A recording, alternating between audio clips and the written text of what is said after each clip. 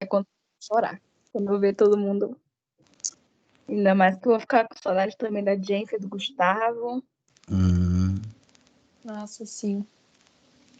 É um tempo marcante, né? Para vocês e para nós também. E triste a gente não poder se despedir assim, né? Uhum. Bom,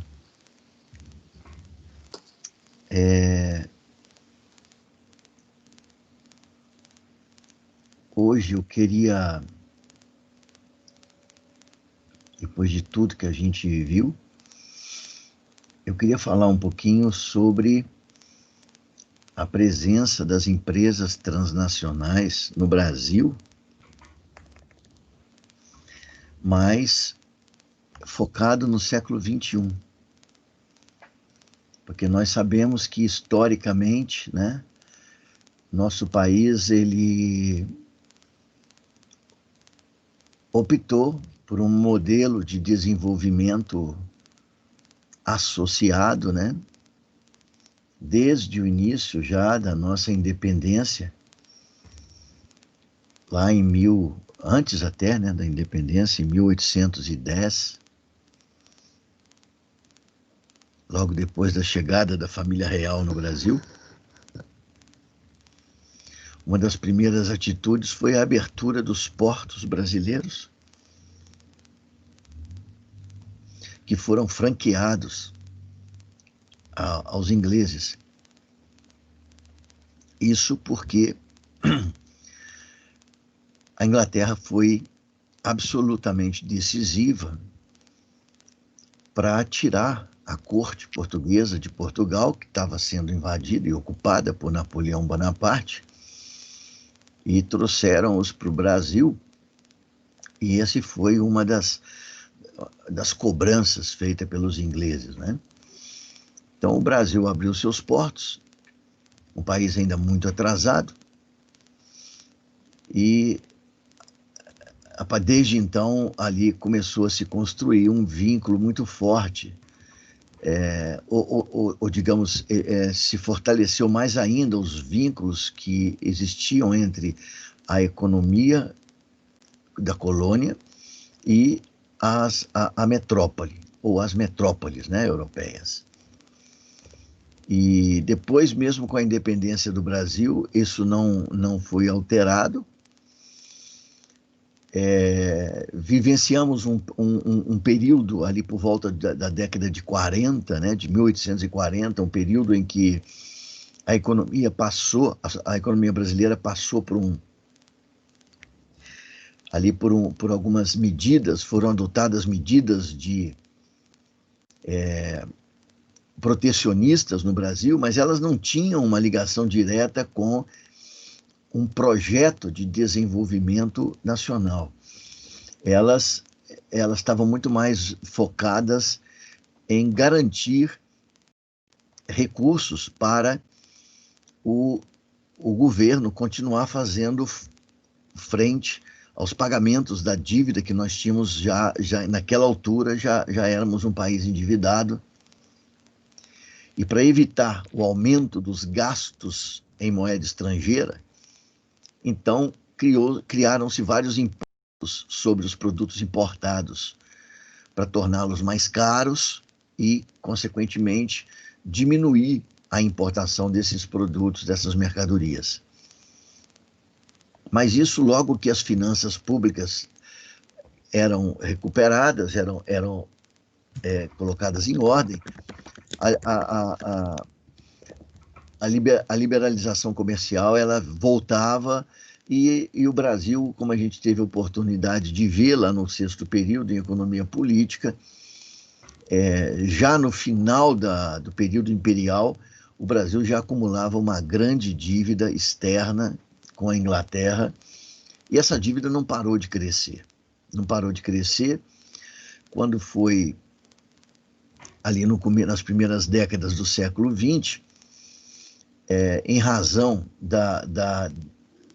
do esgotamento daquele modelo agroexportador, né, que foi sacramentado esse esgotamento com a crise do café. Então, governo brasileiro.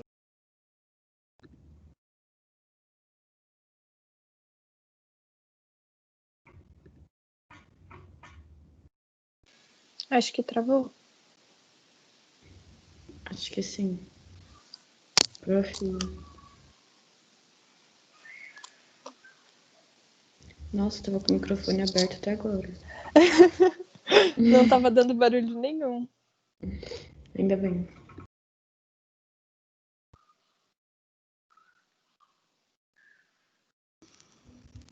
Oi, voltou. Ah, tava mandando mensagem pra você Voltou. agora. Que tinha caído. Pois é, não, eu vi que tinha. Oi, Elisa, tudo bem?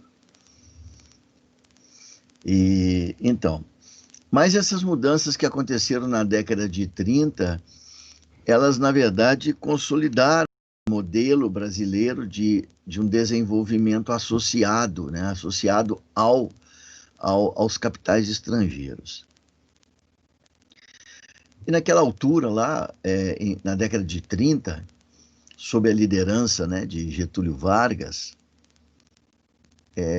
esse modelo de desenvolvimento associado, ele permitiu a construção de um tripé para a economia brasileira, um tripé de sustentação da economia brasileira. Esse tripé, ele era constituído pelo capital privado nacional, pelo capital do Estado brasileiro, né, os investimentos públicos, e pelo capital estrangeiro. Então, tinha aí esses três elementos que compunham o que nós chamamos, então, de tripé de sustentação da economia brasileira. Então, por isso a gente percebe que a presença do capital estrangeiro, de um modo geral, e da empresa multinacional na economia brasileira, praticamente algo que é estrutural no nosso caso. Ou seja, existe desde praticamente o início da nossa história. Bom, acontece que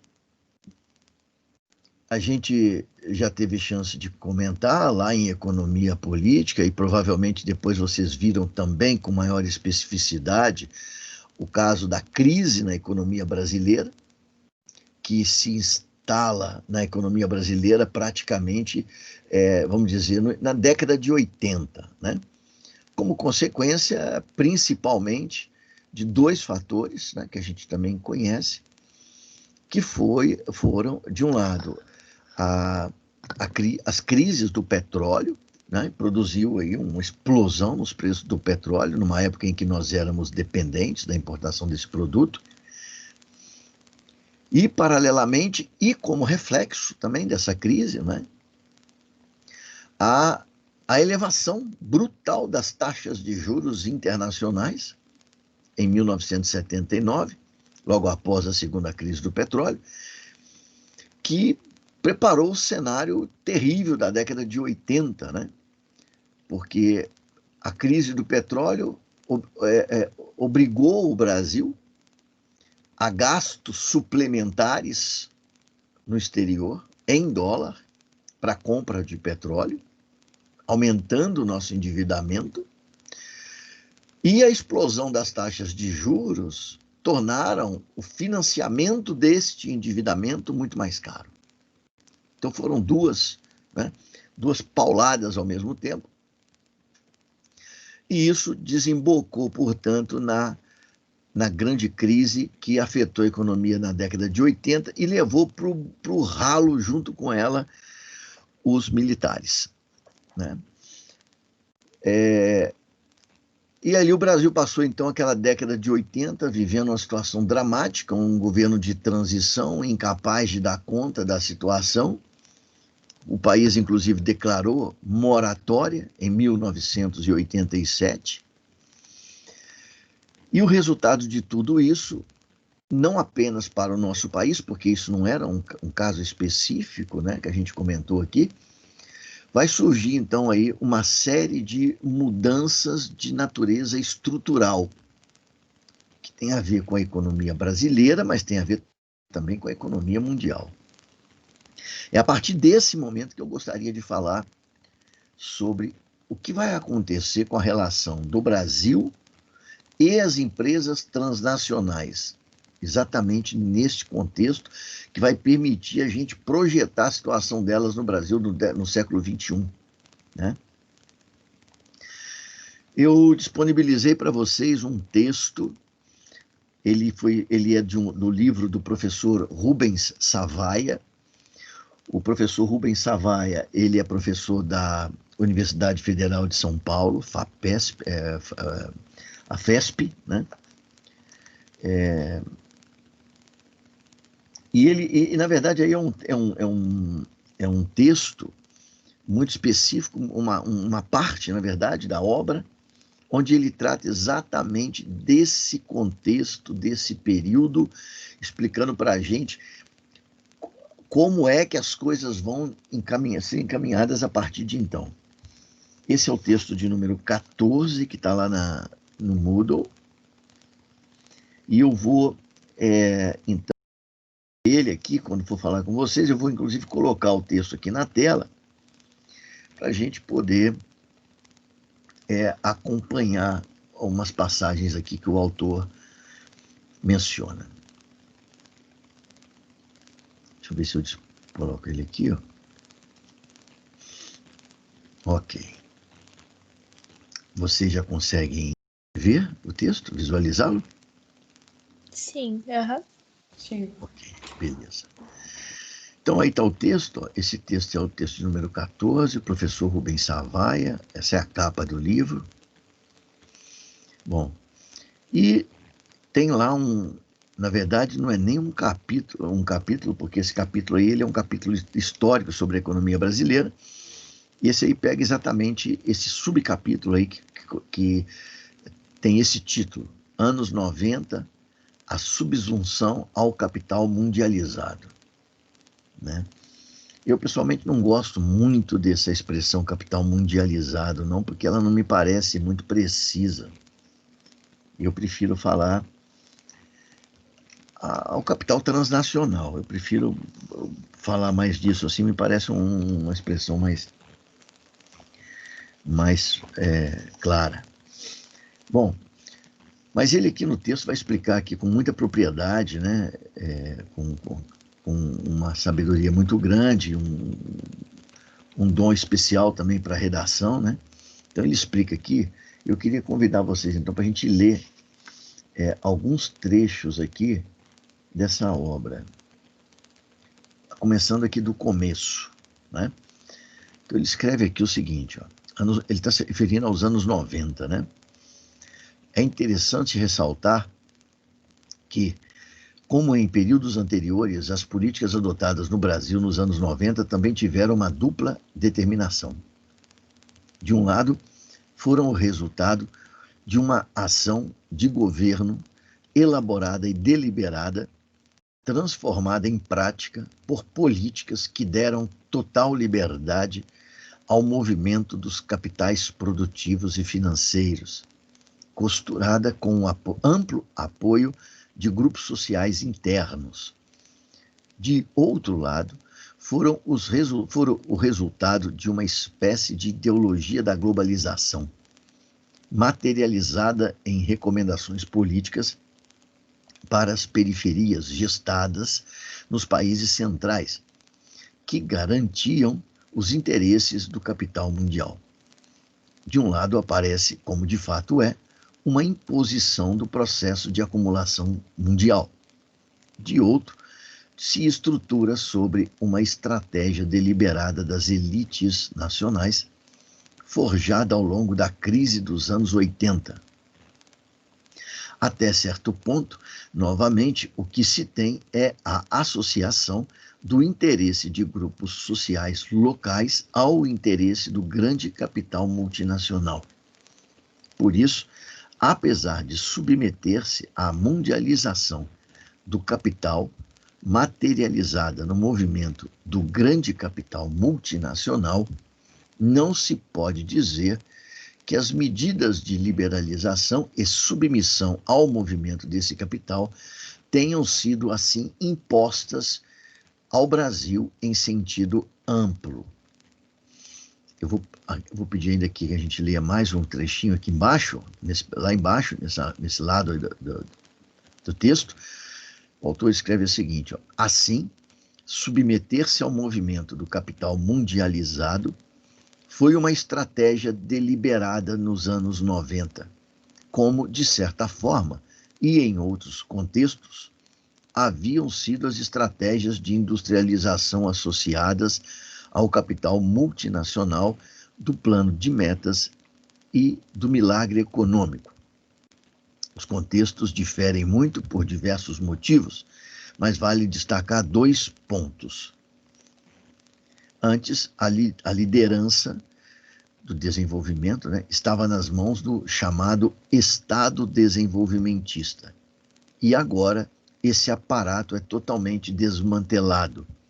Nos ciclos de crescimento anteriores, o processo de acumulação mundial de capital estava em uma fase na qual a periferia era integrada a ele, movimento materializado na transferência de plantas produtivas para a periferia.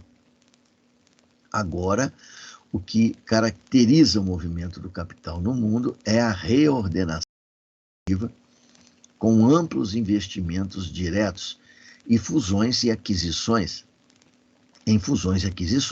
num processo muito mais caracterizado pela centralização mundial de capital, na qual os capitais mais fortes tanto enxugam sua estrutura produtiva pela centralização de plantas espalhadas pelo mundo em uma só, como eliminam os capitais mais fracos. Ok. Então, eu queria agora que a gente parasse aqui um pouquinho, porque nesses trechos que a gente acaba de ler, o autor vai explicar para nós praticamente 3 coisas relacionadas a esse tema dele, né? E é o que nos interessa aqui. Então, primeiro, ele vai nos explicar o que é a subsunção da economia brasileira ao que ele chama de capital mundializado. Depois ele vai explicar como é que isso foi realizado. E depois ele vai explicar por que isso foi feito. Então, veja, o que é a subsunção, né? O que é a subsunção ao capital mundializado? A subsunção é uma expressão que está ligada diretamente à subordinação, submissão, né? Lá em cima, inclusive na página, né, você vê lá que o título da obra é subordinação consentida, né? Então, subsunção é exatamente isso, subordinação, né? Submissão, né? Completa, né? Então, no sentido da expressão, isso é o que ele diz que vai acontecer a partir da década de 1990 no Brasil, né? Ou seja, é como se as elites brasileiras, né, que sempre tiveram um papel relativo, né, dentro do processo de desenvolvimento da economia brasileira, é como se ela abrisse mão completamente de ter as rédeas do desenvolvimento do país. É como se a elite brasileira tivesse jogado a toalha.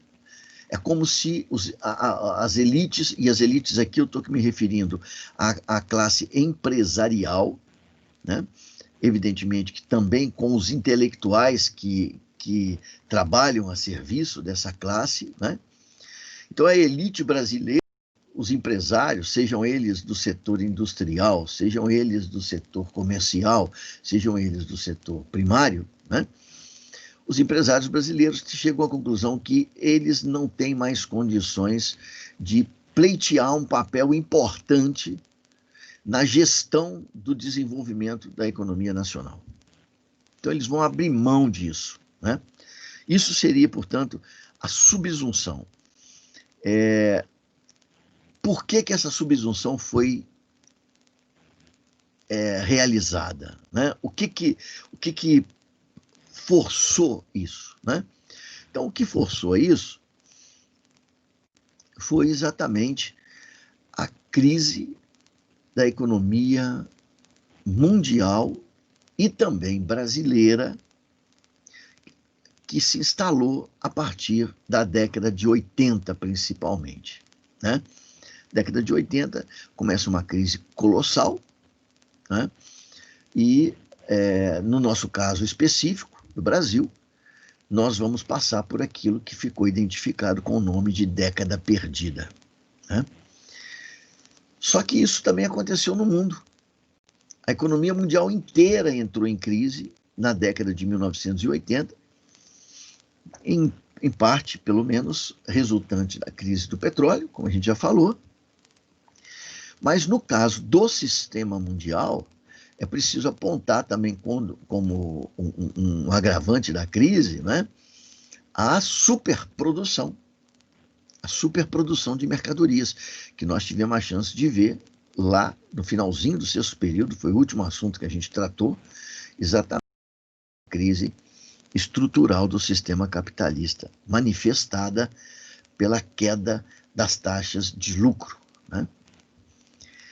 Então, esse foi o motivo principal que levou a essas alterações, essas mudanças na política econômica do Brasil, e que vai produzir, portanto, esse fenômeno aí da subsunção ao capital mundializado, na linguagem do professor Rubens Savaia.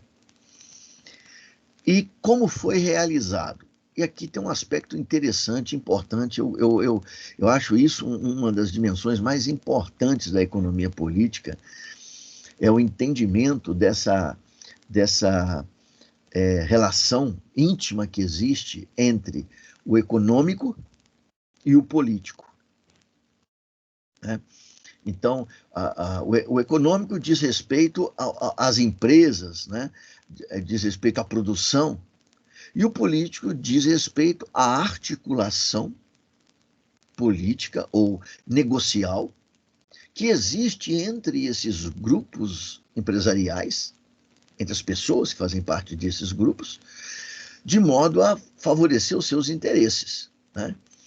E o autor está dizendo aqui para nós no texto que esse processo de subsunção da economia brasileira ao capital transnacional, ao capital mundializado, foi realizado não apenas mediante uma imposição que vinha do capitalismo global e que tinha como principal porta-voz as elites do capitalismo global, mas também essa mudança ela só pôde ser realizada no Brasil graças à mediação das elites nacionais. Né? Então é isso que ele diz aqui exatamente. Né? Aqui especificamente, né? Ele já falou disso aqui no primeiro trecho que a gente marcou, mas aqui nesse finalzinho do parágrafo ele diz de novo, né? Submeter-se ao movimento do capital foi uma estratégia deliberada, né? Uma estratégia deliberada, como havia sido também nos períodos anteriores da história do Brasil, normal. Né? Então, quando Getúlio Vargas, lá em 1930, eu falava agora há pouco com vocês, fez uma opção por criar este modelo econômico apoiado no tripé, representado por Estado, iniciativa privada brasileira e a iniciativa estrangeira, isso foi uma opção política, né? E uma opção que foi feita pelas elites econômicas do país. Hoje, essa elite muda a sua estratégia, não porque refletiu, achou que devia ter mudado, não, porque mudou o contexto histórico, né? O de 30 é completamente diferente do de 1980, 1990, e por isso houve mudança de estratégia. Mudaram as condições do mundo, portanto, muda a minha estratégia de atuação nesse mundo. Então, a subsunção, o que o mais importante, essas mudanças de política econômica que vão gerar essa subsunção, essa subordinação, ela é produzida pela aliança com as elites brasileiras, né?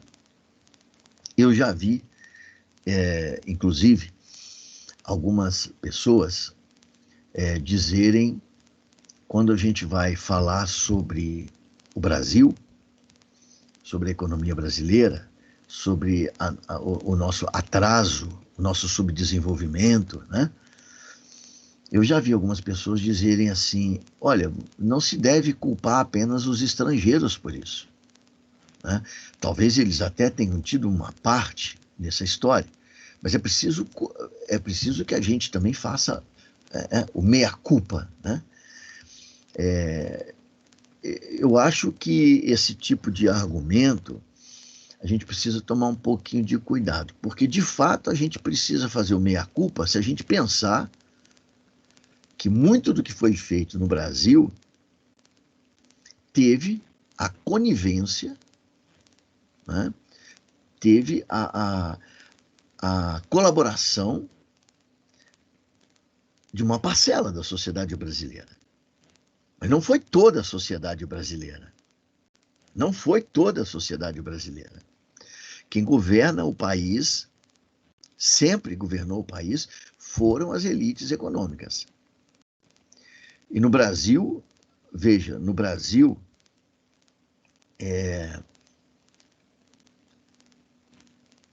praticamente com isolamento da classe trabalhadora, né? Nossa democracia é uma democracia nova, jovem demais, né? Nós vivemos aí com um período da história do Brasil que nós éramos colônia, depois tivemos um período que éramos império, depois entramos na Primeira República com governos militares, né? Marechal Deodoro, Marechal Floriano Peixoto, né? Depois, em 30, já tivemos ali um golpe de Estado, uma revolução. 37, uma ditadura, com Getúlio, né? 45, de novo, voltaram os militares com Dutra, não é isso? 64, golpe de Estado, de novo regime militar, né? Então, a participação popular, a participação dos trabalhadores, da grande massa da população brasileira, no desenho do nosso desenvolvimento, ela foi muito pequena, né? E inclusive, não só foi pequena, mas o povo brasileiro já demonstrou, os trabalhadores brasileiros, a população, já demonstraram várias vezes, né, que eles tinham uma opção diferente dessa que vem sendo dada para o Brasil, né? Mostrou isso, por exemplo, em 64, né, quando o governo popular, efetivamente eleito, né, de João Goulart, desejou dar um rumo diferente para o desenvolvimento brasileiro. E naquele momento ali, as elites brasileiras, né, elas retiraram o governo popular através de um golpe de Estado e instalaram ali uma ditadura. Então, de um lado, é verdade que não tem jeito do nosso histórico de desenvolvimento ter sido meramente uma imposição de fora para dentro. Mas também é verdade que os grupos colaboracionistas de dentro são as elites econômicas do país, né? Bom, mas vamos lá, vamos dar continuidade aqui. Então, já sabemos aqui agora o que é a subsunção da economia brasileira, a lógica do capital transnacional, subsunção completa. Já sabemos por que que isso aconteceu, já sabemos também como foi realizada, né? Agora, vamos falar um pouquinho aqui sobre algumas consequências. São muitas consequências, muitas. E tem uma delas que é a que mais nos interessa de perto, né? Muito embora existam outras consequências aí colaterais importantes que também nos interessam. Então vamos lá. O autor vai dizer aqui o seguinte, ó. Na sequência, o Estado, agente nacional, central, foi retirado do jogo e parte do capital privado nacional, mesmo aquele que vivia de sua relação na cadeia produtiva como sócio menor do capital multinacional, perdeu seu espaço para importações ou acabou por vender sua empresa a produtores mundiais. Assim, acabou por restar forte apenas o capital multinacional, que tem sua estratégia de atuação definida de fora, por sua matriz.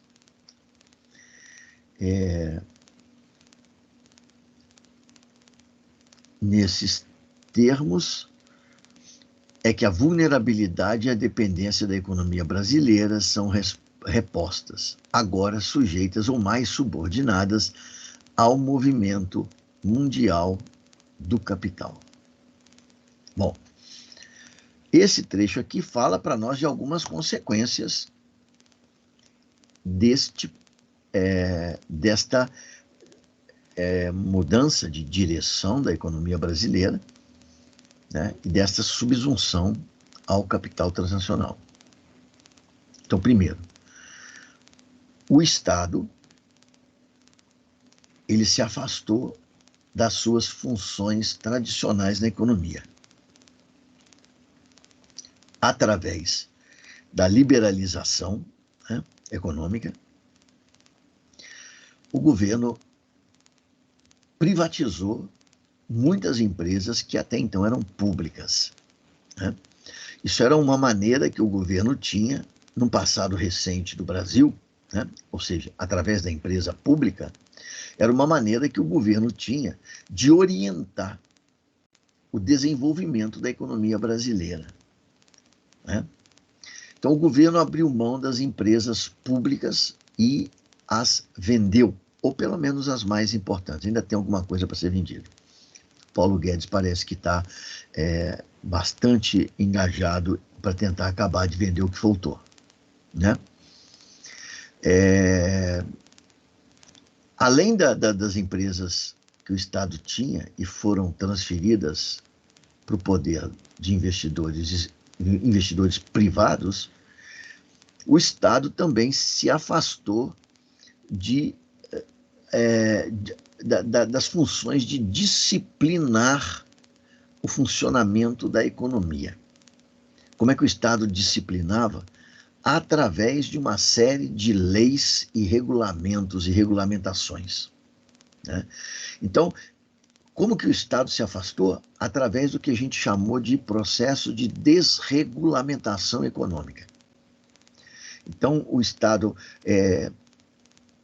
o governo parou de interferir, por exemplo, ou reduziu dramaticamente a sua intervenção nas relações doaneiras, né, de comércio exterior, né? O governo se liberou de legislar sobre uma série de questões específicas das relações econômicas, né? Um exemplo típico, clássico para isso é exatamente a mudança, né, que a legislação trabalhista, que foi uma das últimas que aconteceu, mas também é um exemplo importante dessa desregulamentação. Então, a primeira consequência, o Estado ele se afastou daquelas funções tradicionais que ele desempenhava na economia, né? Está aparecendo aqui para mim que está com má qualidade a rede. Não sei se vai cair de novo aqui Bom, vamos tentar. Segunda coisa, o capital privado nacional, está escrito aí, ele também vai ter reduzido a sua participação na economia brasileira, né? Isso está relacionado com a abertura da economia brasileira, forçar as empresas brasileiras a competirem agora, não mais com a intermediação do Estado, mas diretamente com as empresas estrangeiras, e tendo em vista que muitas empresas brasileiras não possuíam as condições necessárias para competir, então elas vão ser ou simplesmente eliminadas ou absorvidas pelas empresas mais poderosas, estrangeiras, né? E o texto diz aqui para nós que o único agente que permaneceu mais forte, né, foi exatamente a empresa multinacional. Bom, aqui a gente começa a tocar no que nos interessa mais de perto, porque o texto aqui está nos revelando que a partir de 1990 e de lá para cá, todas as ações de política econômica tiveram esses objetivos que estão listados aqui, né? O que acabou, portanto, por fortalecer a presença da empresa multinacional no Brasil. Olha, isso aqui é preciso que a gente entenda com muita clareza, né? Porque isso aqui traduz uma sentença, né, que as elites econômicas brasileiras propõem sobre as nossas relações com o capital estrangeiro. Veja, nós dissemos que a empresa estrangeira e o capital estrangeiro, de um modo geral, né, agora pensando aqui também no capital de empréstimo, né, a empresa estrangeira e o capital estrangeiro, de modo geral, eles estão no Brasil desde praticamente a nossa independência. Eles eram um parceiro, né? Durante a industrialização brasileira, nós havíamos construído uma parceria, uma associação com os investidores estrangeiros, para que eles também participassem da nossa industrialização. Bom, décadas passadas, e o que a gente teve foi uma situação de crise da nossa economia. E o que dizem as elites brasileiras? Elas dizem, olha, o problema não é que o capital estrangeiro nos fez mal, é que ele não teve toda a liberdade que precisava.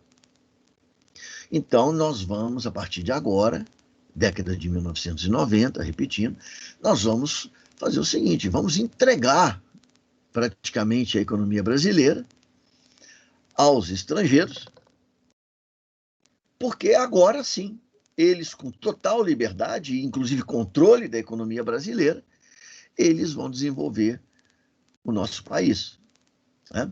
Então, os capitais estrangeiros americanos, por exemplo, que desenvolveram os Estados Unidos, os capitais estrangeiros alemães que desenvolveram a Alemanha, os capitais estrangeiros britânicos que desenvolveram a Grã-Bretanha, os capitais estrangeiros franceses que desenvolveram a França, e assim por diante. Se nós abrirmos completamente o país para eles, eles também vão desenvolver o Brasil. Essa é a lógica que está aqui, né? Então, vai haver, então, graças a esse processo, né, de subsunção total, vai haver uma reestruturação produtiva do Brasil. Essa reestruturação produtiva é o que vai fazer com que seja desmantelado, né, o tripé de sustentação da economia brasileira, aquele tripé que vinha desde 1930, pelo menos, Estado, empresa privada nacional, empresa privada estrangeira. Nessa reestruturação, a empresa estatal, ela sai, a empresa privada nacional, ela tem o seu espaço reduzido, e a empresa transnacional ganha um espaço cada vez mais amplo, mais importante na economia brasileira, né? Isso, segundo o autor, aqui no texto, a gente vai falar um pouquinho mais disso para frente, mas ele já avança aqui para nós que, aqui no finalzinho desse parágrafo que está marcado, a última frase, ele coloca, nesses termos, é que a vulnerabilidade e a dependência da economia brasileira são repostas, né? Eu já ouvi também algumas pessoas, né, dizerem, até mesmo professores, dizerem que esse negócio de dependência, essa teoria da dependência, essas coisas todas de dependência, que nada disso hoje faz mais sentido, né? Isso foi formulado, essa teoria foi formulada lá na década de 1970, e hoje o mundo é totalmente diferente, já não tem mais que ficar pensando em termos de dependência. Bom, pode ser, cada um pode pensar, né? Tem a liberdade de pensar do jeito que quiser. Mas segundo esse autor aqui, ó, e eu concordo com ele, isso tudo que está acontecendo aqui na década de 90, a gente vai ver depois mais detalhadamente, mas olha só, aumentou a vulnerabilidade e também a dependência da economia brasileira. Ou seja, nunca, nessa visão aqui, nunca foi mais atual a teoria da dependência do que hoje, né? Já que ela se agravou, né? Bom, então, só para retomar aqui, quais foram as consequências? Reestruturação produtiva, com o desmantelamento do tripé de sustentação da economia brasileira. Segundo, aumento do controle da empresa privada estrangeira sobre a economia brasileira. Terceiro, maior centralização do capital mundial. Isso é importante, hein? O autor fala disso aqui.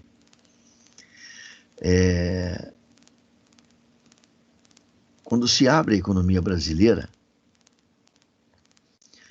e um número maior de grandes transnacionais passa a dominar a economia brasileira, é bom lembrar que essas empresas, essas grandes transnacionais, elas já controlam vários outros mercados mundiais. Então, ao abrir a economia brasileira, não se está ampliando a competição, está se reduzindo, porque a abertura está eliminando uma série de competidores nacionais que só conseguiam subsistir graças à intervenção do Estado. Agora, sem a intervenção do Estado, essas empresas menos competitivas, geralmente de países menos desenvolvidos, elas vão ser absorvidas por empresas que já eram gigantes e que já operavam em escala mundial.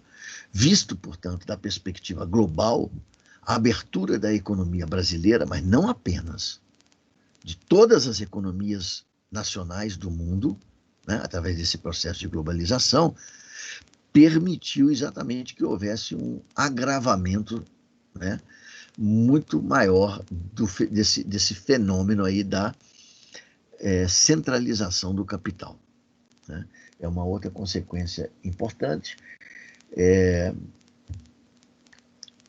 A maior dependência, a maior vulnerabilidade, também são consequências, né?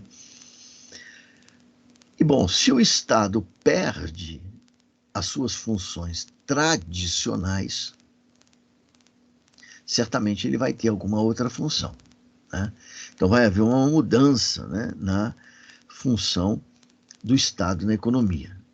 Já vamos falar sobre isso, né? E a gente ainda pode considerar aqui outros dois fenômenos importantes que estão por trás disso aí, né? Um é a desnacionalização da economia brasileira.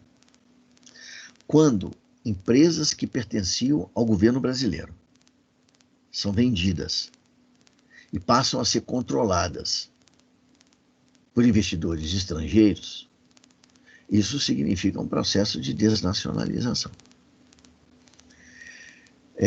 Paralelamente, e sem falar que muitas vezes as empresas nacionais privadas adquiridas ou absorvidas pelas empresas estrangeiras, também nós estamos diante de um processo de desnacionalização. E, finalmente, a gente vai ver também aqui para frente um pouquinho, né? O Brasil vai passar por um processo de desindustrialização. E está tudo relacionado a isso aqui. Está tudo relacionado a essa reestruturação produtiva. A gente volta a falar um pouquinho disso para frente, né? Bom, então vamos aqui andar um pouquinho para frente aqui, ó. O autor aqui, ele volta à questão do Estado, né? E da função que o Estado passa a ter nesse novo contexto de completa subordinação da economia brasileira.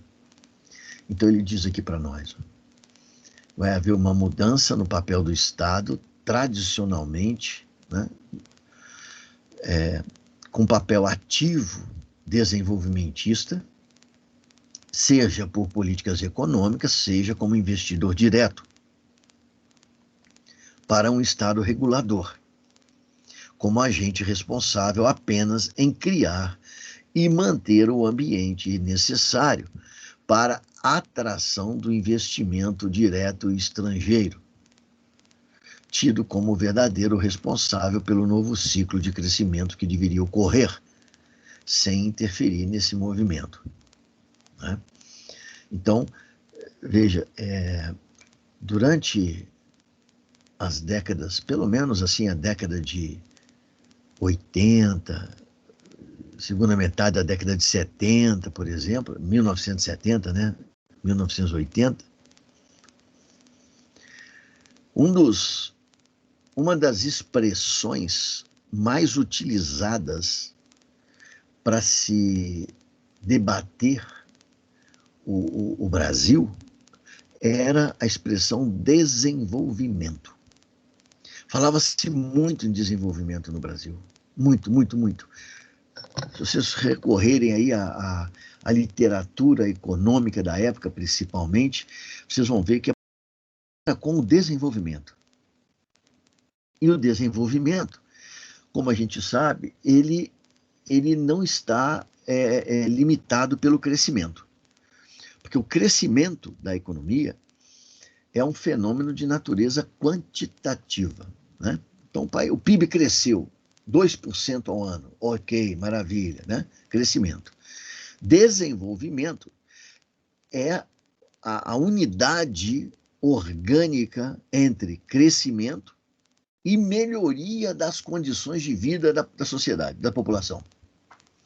Então, o desenvolvimento exigiria melhores condições sanitárias, melhores condições de habitação, maior acesso à educação e à alfabetização da população, direitos humanos, direitos trabalhistas, né? Isso tinha a ver com desenvolvimento. É quando a gente junta as duas coisas. Porque o desenvolvimento, de certa forma, ele pressupõe o crescimento econômico, né? Pressupõe o crescimento econômico. Bom, o crescimento econômico é o que oferece, na verdade, as condições materiais, né, para as políticas desenvolvimentistas, né?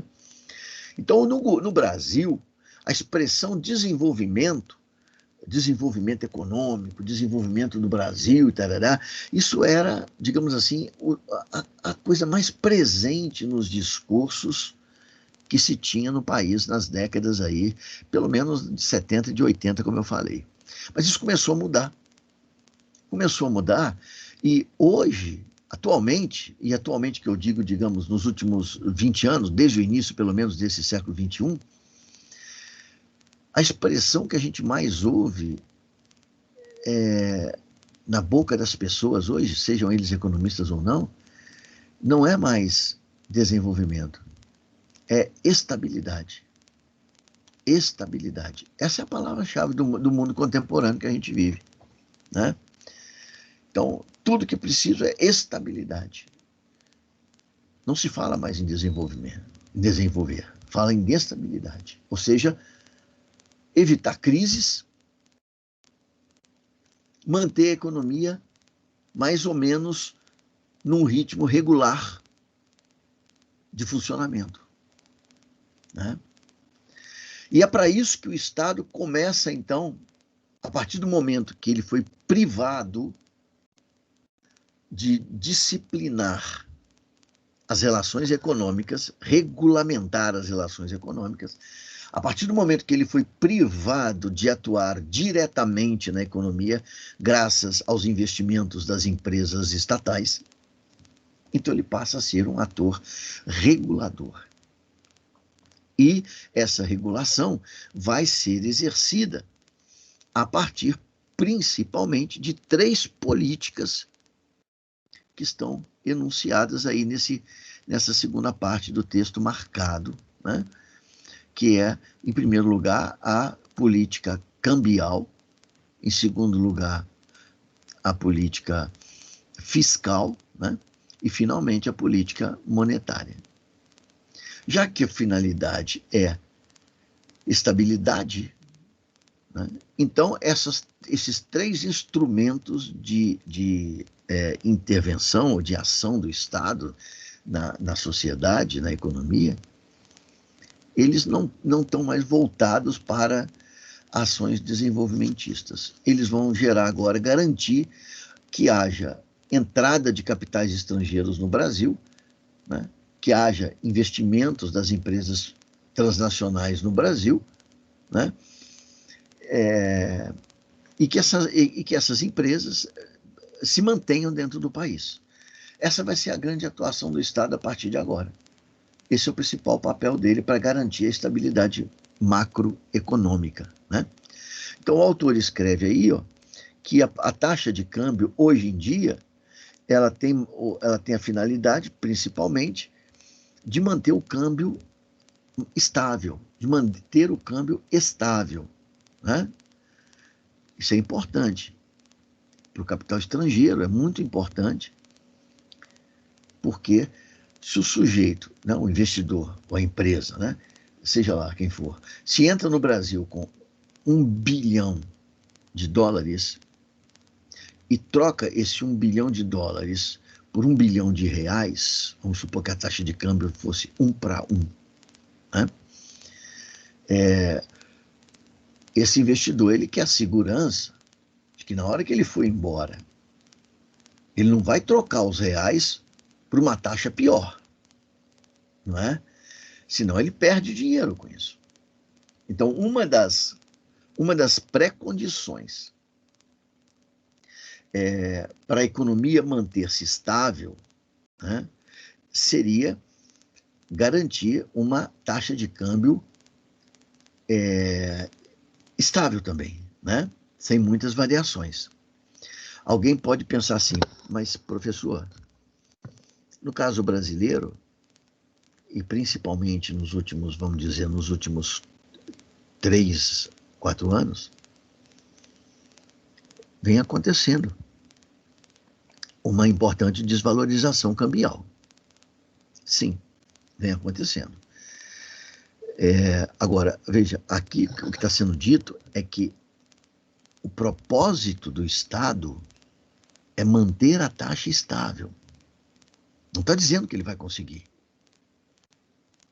Até porque a gente vai ver aqui na continuidade desse texto que é isso que o autor falou atrás, aí agora, que a gente viu agora há pouco, aumento de vulnerabilidade e aumento da dependência do Brasil torna extremamente difícil a manutenção de uma taxa de câmbio estável no nosso país.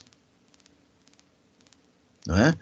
Porque como nós estamos permanentemente carecendo de recursos externos, nós precisamos, não só precisamos, muitas vezes nós somos forçados, né, porque não temos condições de evitar, né, a desvalorização da moeda brasileira, por causa das pressões que existem, exatamente pelo fluxo de entrada e de saída de moeda estrangeira do Brasil. É isso que acaba promovendo muitas vezes a desvalorização da moeda brasileira, né? Então veja, isso é um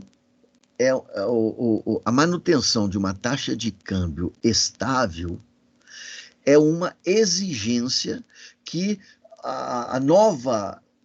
o novo contexto do capitalismo internacional coloca para o governo brasileiro. Agora, se o governo brasileiro vai conseguir cumprir isso ou não é outra história, né? Às vezes com muita dificuldade, como é o que nós temos visto, né? Ali na frente ele fala sobre a política fiscal e diz que a política fiscal, a partir de hoje, a partir de agora, desse processo, né, ela deve ser uma política neutra, né? Ou seja, ela deve ter a finalidade de manter as contas do governo equilibradas, né? Ou seja, o governo deve focar a política fiscal apenas com a finalidade de sustentar os gastos necessários que precisa realizar, né? Muitos desses gastos foram eliminados, porque muitas empresas públicas foram vendidas, algumas delas, às vezes, consumiam recursos públicos, e agora não fazem mais, porque as empresas não são mais do governo. Então, o que o governo precisa fazer, dentro dessa linha aqui, em termos de política fiscal, é simplesmente garantir o equilíbrio fiscal para não ter que tomar dinheiro emprestado no mercado, né? O que vai mexer, vai impactar com as taxas de juros, não é? E vai retirar essa poupança social, né, do acesso das mãos do capital privado. Então, para que o governo não se meta em tomar dinheiro emprestado à sociedade, é preciso que ele se mantenha com as contas em dia, né?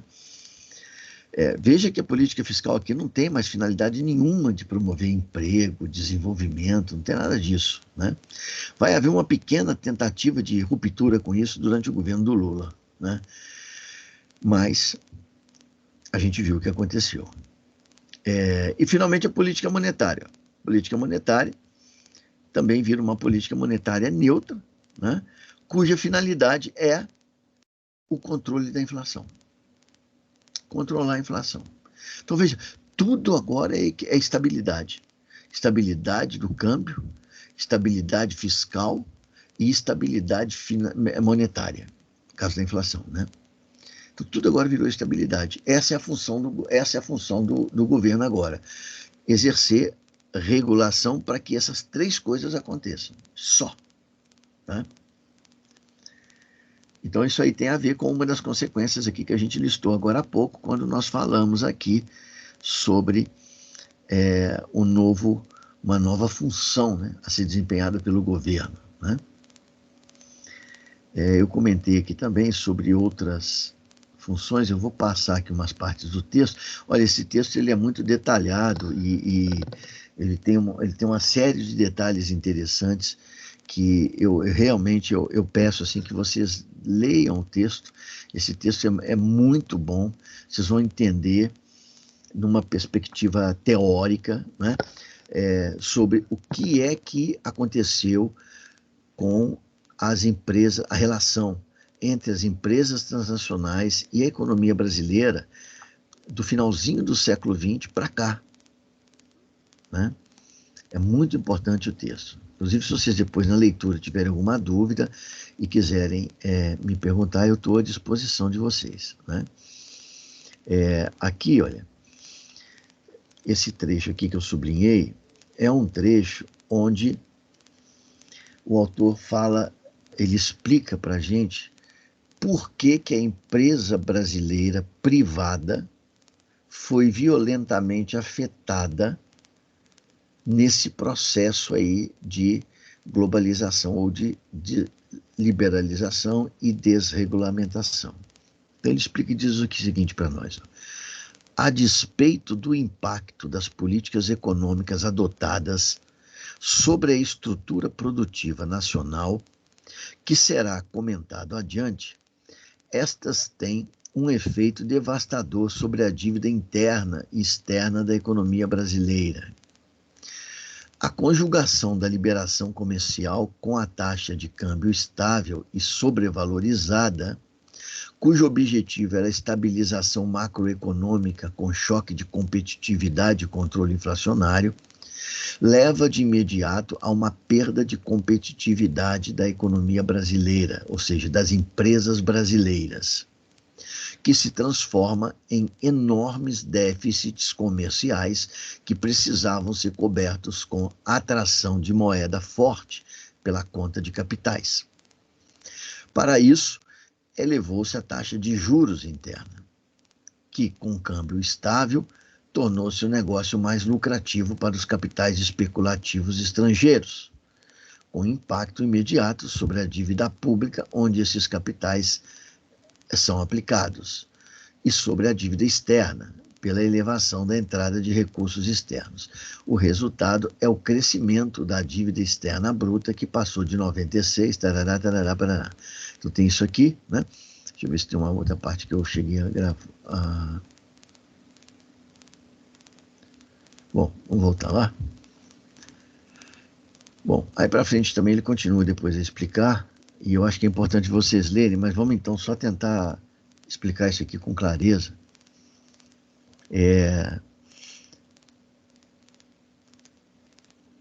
Veja, quando o governo brasileiro, através das suas políticas, abriu a economia brasileira, esse abrir significa reduzir drasticamente as tarifas que existiam sobre os produtos estrangeiros para que eles entrassem no Brasil e também eliminar uma série de outras regulamentações que dificultavam a entrada de produtos estrangeiros e de empresas estrangeiras no Brasil. Isso que abria a economia.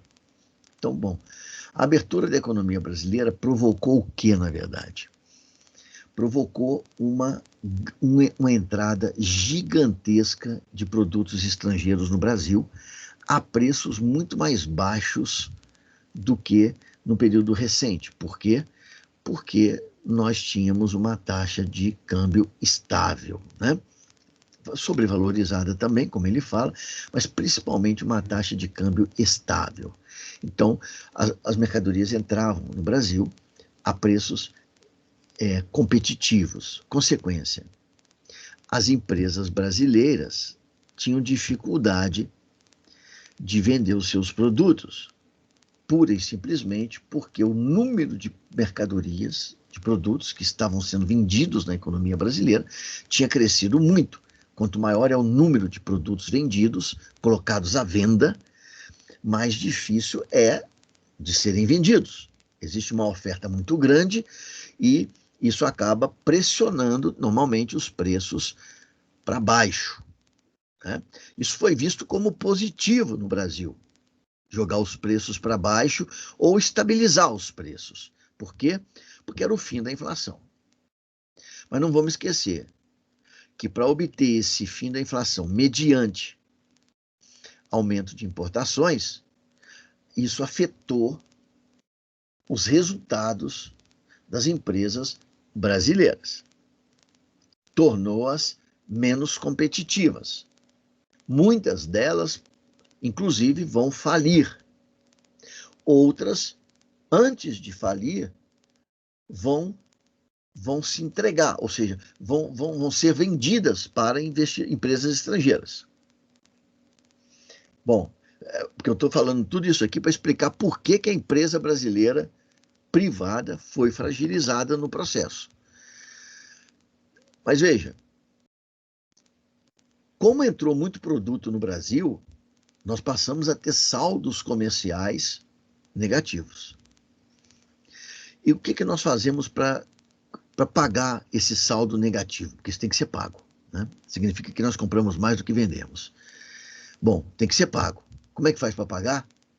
Então só tem um jeito. Isso tem que ser pago em dólar, porque é saldo de comércio internacional.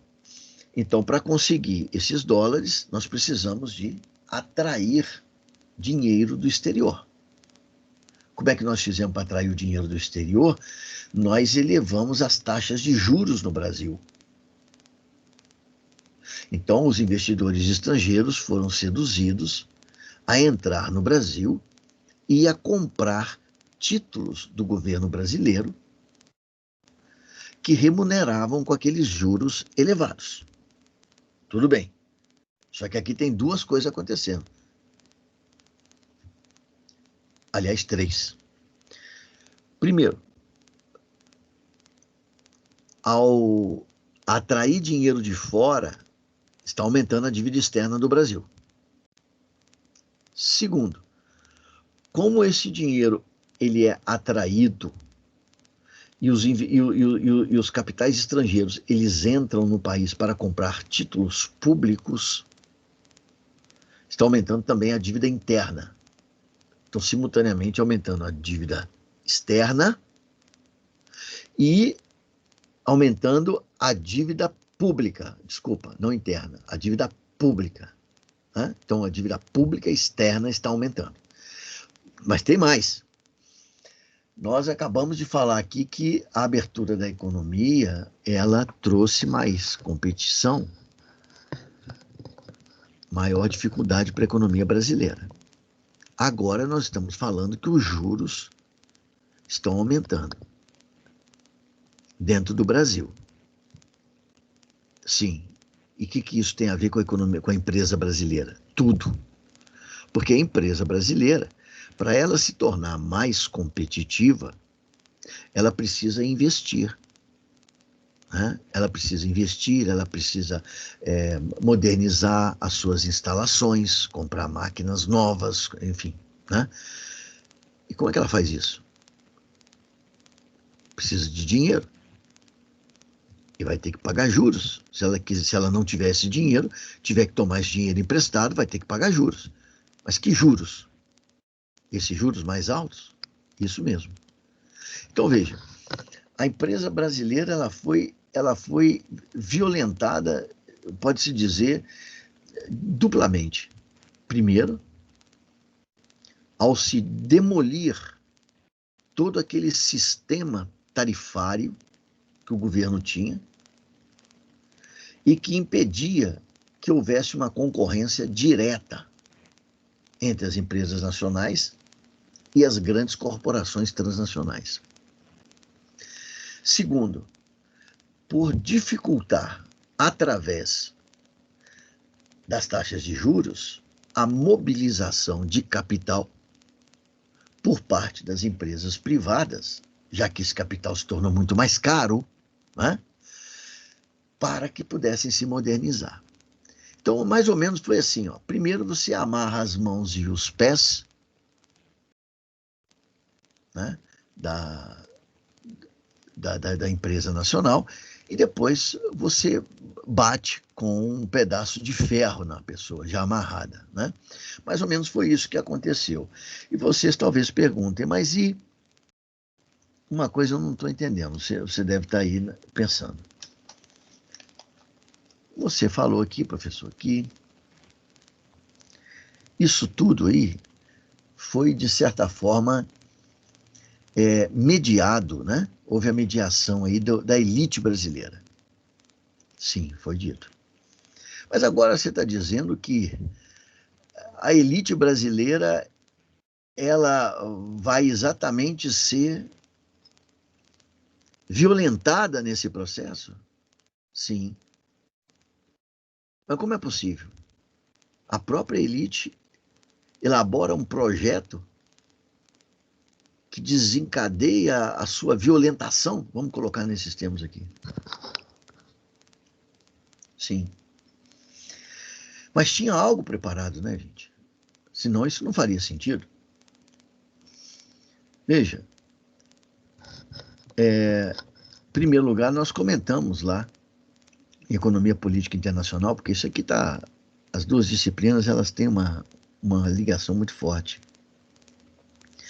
Nós comentamos lá em Economia Política Internacional que quando os juros sobem no Brasil, eles interessam também a muitos empresários brasileiros. Porque, diante dessa competição mais elevada, como eu acabei de comentar aqui agora há pouco, muitos vão vender as suas empresas. Vão receber dinheiro. Na hora que você vende a empresa, você recebe dinheiro, pagamento por ela. Então, o investidor estrangeiro, ele compra a empresa brasileira. O empresário brasileiro, ele deixa de ter empresa. Ele não é mais um empresário, ele não é mais dono de uma empresa. Mas ele tem dinheiro na mão. De onde que ele arrumou esse dinheiro? Porque ele vendeu a empresa. E agora, o que ele vai fazer com esse monte de dinheiro? Ele compra títulos do governo brasileiro e vai receber esses juros mais altos. Então, veja, existe uma saída para o empresário brasileiro. Então, ele não saiu perdendo? Não, ele saiu perdendo. Foi o preço que ele precisou pagar para continuar a usufruir das condições privilegiadas materiais que ele tem enquanto classe dominante no Brasil. Só que a função do empresário também, economicamente falando, começou a mudar. Ele deixou de ser o dono da empresa, excepcionalmente dono da empresa, e ele se tornou agora um especulador. Ele passa a viver de juros.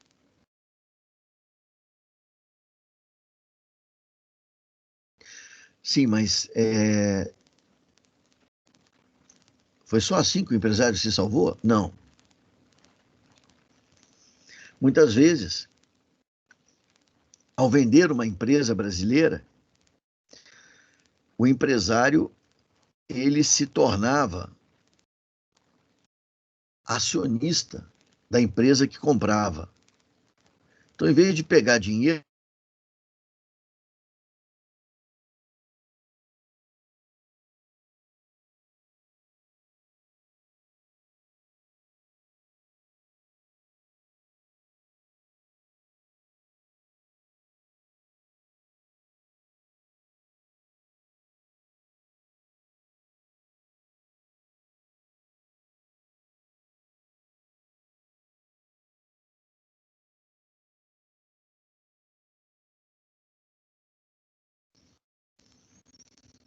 opa, voltou. Sexta-feira, gente, faz parte, né? Voltou. Sexta-feira faz parte, né? Até o sistema aí tá na dúvida se funciona ou não funciona e já está pensando no sábado.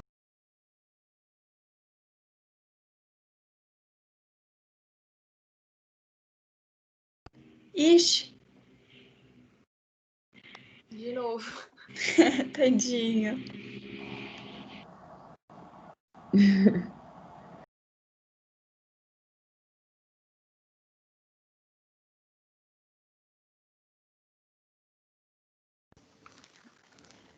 Opa, Voltou. nós somos insistentes, né? Ainda bem, né? Difícil de derrubar a gente, hein? Então vamos lá. Então, só para concluir, ó, os empresários, muitos deles se tornaram acionistas, e na condição de acionistas continuaram sendo empresários. Eles só perderam, na verdade, a condição de controladores da empresa. Muitas vezes vão se tornar aí acionistas minoritários, né, porque os majoritários são os estrangeiros, mas, independentemente de ser minoritário ou ser majoritário, eles continuam a viver de lucros e dividendos, né? E só para acabar aqui, o que eu queria falar hoje, porque ficou faltando, de tudo que eu falei aqui, das consequências, ficou faltando eu comentar um pouquinho aqui a questão da desindustrialização da economia brasileira. Por que que isso vai acontecer, né? A partir da década de 90? Porque quando a economia brasileira ela passa por esse processo de abertura, né, se estabelece um processo de competição cada vez mais forte. Então, o que acontece é que, tendencialmente, só deve sobreviver no Brasil aquelas empresas que forem capazes de competir internacionalmente. Agora, não mais localmente, mas internacionalmente. E as empresas brasileiras que têm maior capacidade de resistir à concorrência e até mesmo, né, de se internacionalizarem, são empresas que geralmente estão vinculadas a atividades econômicas que estejam vinculadas a recursos naturais. Por quê? Porque duas coisas que nós temos em abundância na nossa sociedade, no nosso país, em primeiro lugar, recursos naturais, e em segundo lugar, mão de obra barata. Então, esses setores, e aí eu estou pensando agora principalmente construção civil, estou pensando aqui em mineração, em siderurgia, né? Esses setores voltados a recursos naturais, inclusive petróleo, né? Esses setores voltados à produção, que estão vinculadas a recursos naturais e mão de obra, geralmente, que não seja necessariamente qualificada, são setores que vão conseguir se sustentar diante desse quadro de maior competitividade internacional. Os demais tenderão a ser suprimidos, né? Seja simplesmente pela eliminação, seja pela absorção por parte de concorrentes mais competitivos internacionais, né? Então, a tendência natural disso é para ser a desindustrialização no país, né? O que significa, inquestionavelmente, um retrocesso econômico, né, de um país que não conseguiu sequer construir uma industrialização autônoma e já está abortando aquela industrialização que conseguiu construir, uma industrialização dependente, é verdade, mas que ele conseguiu desenvolver desde 1930 para cá, né? Então tem um trechinho aí também no texto do autor. Ele já não está mais compartilhado, né? Porque com esse negócio de ter caído aqui, saiu também da tela, mas não tem problema. Está lá na página 205 do texto, onde perdão, na página 213, onde o autor diz o seguinte aqui, ó, apesar do cuidado, no caso brasileiro, não se pode negar a desindustrialização ocorrida ao longo dos anos 90, e depois continuou, né? Visível na diminuição do emprego industrial e na elevação das importações, conforme mostrou Beluso, né, que é um economista, Luiz Carlos Beluso. A década de 1990 caracteriza-se por uma desindustrialização, entendida como redução no valor agregado interno sobre o valor bruto da produção e como liquidação de postos de trabalho. Mais de 1,5 milhão de empregos foram perdidos no setor industrial, na indústria manufatureira, e também a perda de posição no ranking do valor agregado manufatureiro, cuja participação do Brasil caiu de 2,9% para 2,7%. Né? Então, o Brasil, de 1990 para cá, perdeu lugar perdeu emprego no setor industrial, perdeu lugar na classificação da indústria mundial.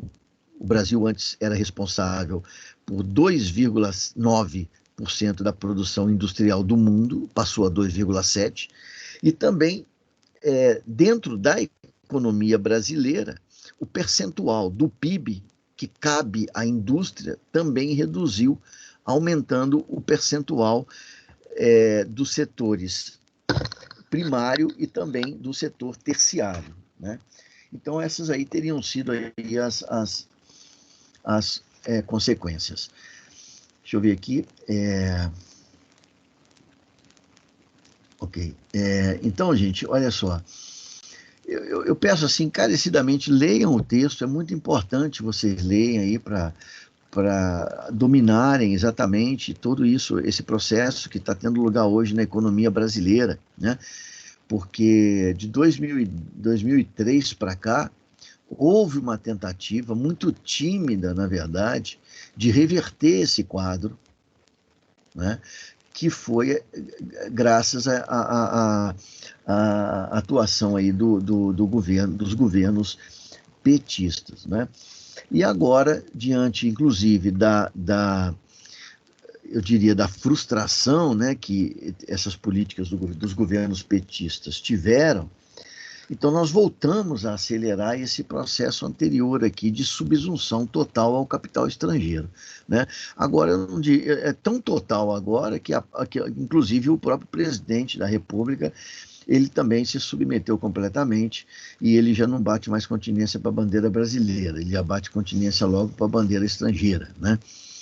Então, leiam o texto que vocês vão entender esse processo todo que está em jogo aí, tudo que está acontecendo. E na próximo encontro nosso, eu vou colocar um outro texto lá para a gente discutir, que é o texto do professor Carlos Aníbal. E esse texto é um professor também de economia da Universidade Federal de Minas Gerais, e ele vai dar continuidade, na verdade, a esse texto aí que a gente acabou de ver. Esse texto aí, ele fala... ele trabalha mais no plano político-teórico. O texto do Carlos Aníbal, ele vai para o plano prático, objetivo, quantitativo. E aí lá a gente vai, então, poder dar continuidade a essa nossa reflexão sobre o papel das multinacionais na economia brasileira no século XXI. Vocês gostariam de fazer algum comentário, gente? Não?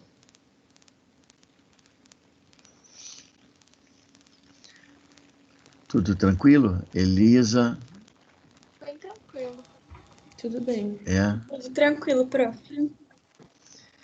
Então, gente, agradeço vocês aí mais uma vez hoje, né? E espero que vocês organizem. Vocês precisam organizar um negócio aí, que se vocês quiserem, pode ser inclusive aqui onde eu tô, tá vendo aqui, ó, mar bonito, a gente pode organizar um churrasco para a turma toda. Olha aí, Ai, professor, eu tô precisando. a pessoa mergulhar nesse mar aí, cara, que maravilha. Esse é ótimo. Então, a gente podia organizar um churrasco coletivo aí, né? Churrasco mascarado. Eu não sei colocar esses efeitos assim no fundo. Tem uns Eu 3 também não. pontinhos, aí aparece ocultar efeitos de fundo, alguma coisa assim. Isso. A Sofia tá lá num lugar bonito, hein, cara? Olha aí. Ah, achei. Né? Aí você escolhe o que você quer aí. Você também pode pegar das tuas fotografias. Uhum. Né? Bom, gente, então é isso. Muito obrigado mais uma vez. Um bom final de semana para vocês e a gente se encontra então semana que vem. Obrigada, Um abraço para todos. Boa noite, professora. Até. Boa noite. Obrigado a vocês. Bom final de Professor, semana. desculpa. Minha internet tinha caído no final. Sem problema. Tranquilo, Alice. Mas deu para pegar quase tudo. Obrigada. Maravilha. Bom final de Tchau. semana, Alice. Bom final de semana, Tchau, Sofia. gente. Bom final de semana. Tchau, Tchau, tchau. tchau, tchau. Tchau, Alessia. Bom final de semana. Tchau, prof. Obrigada. Até. Obrigado vocês.